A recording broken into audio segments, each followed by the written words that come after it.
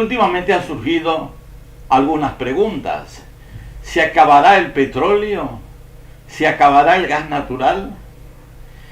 Las respuestas a estas preguntas dependen de la teoría que aceptemos acerca del origen del petróleo y del gas natural. En primer lugar, aclaremos que tanto el petróleo, o mejor dicho, los diferentes tipos de petróleo y el gas natural, constituido por metano, etano y otros alcanos, son hidrocarburos, o sea, compuestos de carbono e hidrógeno con algunas impurezas. Si consideramos que el origen es biológico, o sea, acumulación de organismos, lo que se denomina incorrectamente combustibles fósiles, tanto la existencia de petróleo como de gas natural estaría restringida a las cuencas sedimentarias. O sea, estaría limitada a una delgada capa discontinua en la superficie terrestre.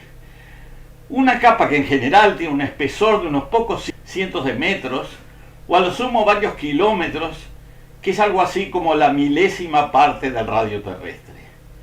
La extensión de estas cuencas sedimentarias es de aproximadamente el 10 a 20% de la superficie del planeta, o sea, unos 50 a 100 millones de kilómetros cuadrados, según el criterio utilizado para clasificarlas. Las cuencas sedimentarias están formadas por acumulaciones de estratos o capas que en algunos casos son permeables o están fracturadas, y en esos casos tienen la capacidad de contener hidrocarburos como petróleo o como gas natural. Suele suceder que los hidrocarburos formados en el manto y en la base de la corteza tienden a ascender debido a su menor densidad que el agua y las rocas encajantes.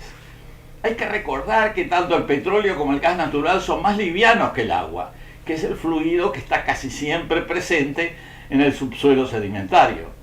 En esos casos, las formaciones sedimentarias permeables o fracturadas que mencionaba anteriormente pueden ser las receptoras de los fluidos hidrocarbonosos ascendentes. Además, es importante señalar que las acumulaciones de petróleo y gas natural dependen también de que existan capas impermeables que puedan retener a los fluidos e impedir que se escapen al exterior. Considerando que se extraen cada año más de 30.000 millones de barriles de petróleo, o sea, 4.700 millones de toneladas métricas y 4 billones de metros cúbicos de gas natural, billones de 12 ceros, y que esa extracción ha existido por varias décadas, se puede estimar que bajo los términos de la teoría del petróleo biótico, su agotamiento es posible, incluso próximo. Aclaro que a esta conclusión se llega solamente si pensamos que el petróleo y el gas se forman y solo existen en las cuencas sedimentarias. Siempre de acuerdo a esta teoría biogénica y restrictiva, podemos pensar que si la extracción continúa con similar intensidad, los yacimientos existentes podrían agotarse en un futuro próximo, digamos algunos años o decenas de años. Sin embargo, si aceptamos la teoría del origen mineral de los hidrocarburos, las previsiones serían muy diferentes. En primer lugar, el origen del petróleo y el gas natural tendría lugar en la porción superior del manto terrestre, a una profundidad de 100 a 300 kilómetros. Allí es donde se dan las condiciones para que se combinen el carbono y el hidrógeno en forma estable. Esta situación sería más o menos continua y se extendería a todo el planeta a esa profundidad.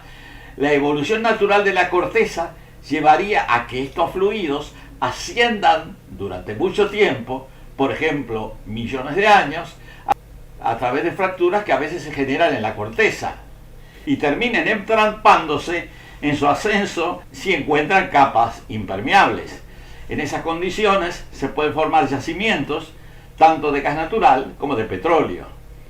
A lo anterior hay que agregar que hay yacimientos en explotación por mucho tiempo, incluso algunos a punto de agotarse, que podrían recargarse debido al continuo ascenso de fluidos provenientes de niveles inferiores. De acuerdo a esta teoría, la teoría mineral o abiótica, los volúmenes de hidrocarburos existentes serían por lo menos 2 o 3 órdenes de magnitud superiores a las que se esperarían si los hidrocarburos se originaran a partir de restos orgánicos. La conclusión final es que en ese caso no habría problemas de agotamiento, ni del petróleo ni del gas natural, y que si hubiera problemas, estos solo se relacionarían con estrategias o técnicas vinculadas con la extracción.